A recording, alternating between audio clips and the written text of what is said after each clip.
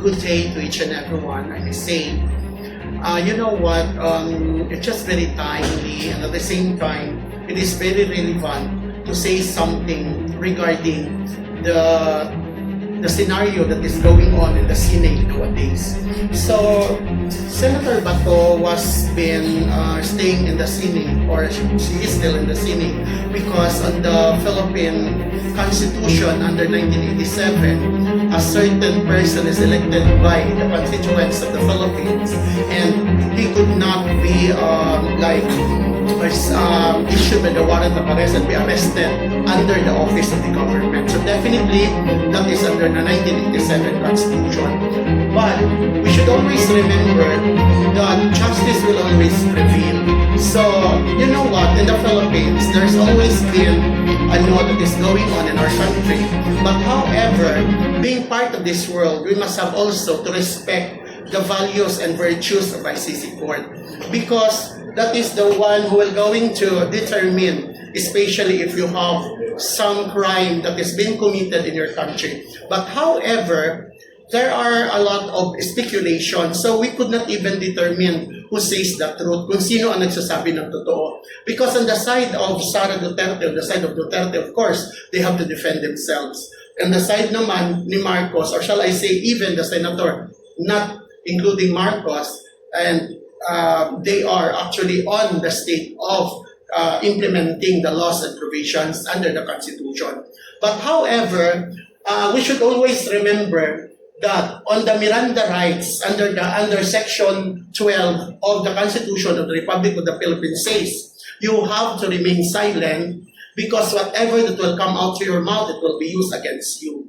Sometimes people did not even understand this kind of provision, or shall I say, this kind of article under our constitutions of the Republic of the Philippines. It is because you must have to remain silent. So kung sabihin mo marami kang pinatay, patayin mo si ganon, and at the same time you will be like, nag-ano ka na ng tao, nag-hire ka na ng papatay sa kanya. So definitely that's against the law na. So in this sense, hindi magtatagal si Bato doon. What we must have to do in my own way, in my simple, with much humility, dapat mag-surrender na siya. Kasi actually, kaya lang naman siya pumunta doon dahil nga sa boto. Dahil kailangan niyang depensahan si Inday Sara Duterte, our Vice President, na mabuo yung pag-change ng head, or shall I say, yung spokesperson ng Senado, or shall I say, yung magiging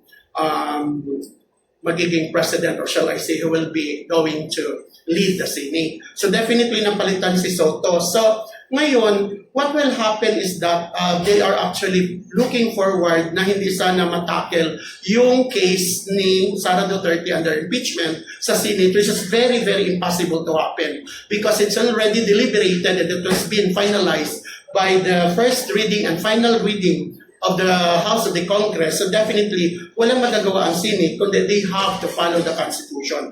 Kailangan i-proceed na ang impeachment. Whether it will pursue or not, depende na yan kung ano ang mangyari after the hearing, mga deliberations ng kanilang mga ebidensya. So, kung wala ka namang ginagawang masama, present your evidence.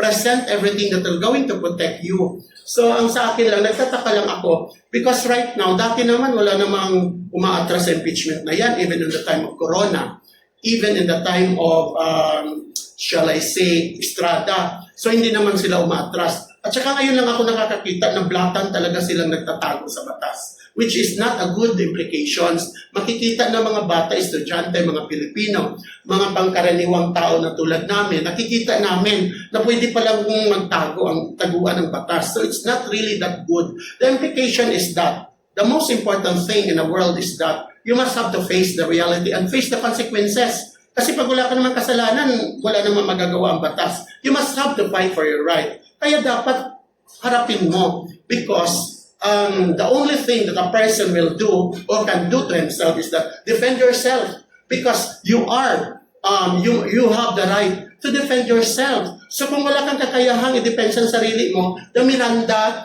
rights under the Constitution will going to apply. Mag-hire ka ng mga lawyer. May mga pera naman kayo. Kasi you know what? Serving the country as a senator, medyo malaki ang sahod. At the same time, alam mo na, marami namang corruption dyan. Whether we like it or not, there is always corruption in that agency. Wala namang hindi nangungurakot ngayon. Tell it to the Marines kung malinis kayo. Sana pagharap kayo sa Panginoon, sabihin nyo na hindi kayo nangungurakot. Para makikita naman yan. Because God can see even the simplest thing we do in this world. We could not even escape from the eyes of God. Because God is spirit, He doesn't sleep. And again, I would like to say, we must have to shout for ourselves. We must have to fight for our right. Lumabas na kayo, huwag niyong taguan ng batas. If you have your clean conscience, clean heart, at wala kayong ginawang masama, then what? Go. And then you must have to defend everything you can do. Because I would like to say, and this must be said, I always say that the Constitution of the Philippines, the provision of every laws, projects, and even the simplest ordinance of every barangay and cities is always for the benefit and welfare of every common tao. Not only for the rich, not only for the famous individual, but to all the constituents of the Republic of the Philippines. Again, this is BPL would like to say, Pro Deo et Patria, a Latin word which means, for God and my country. I will always love you.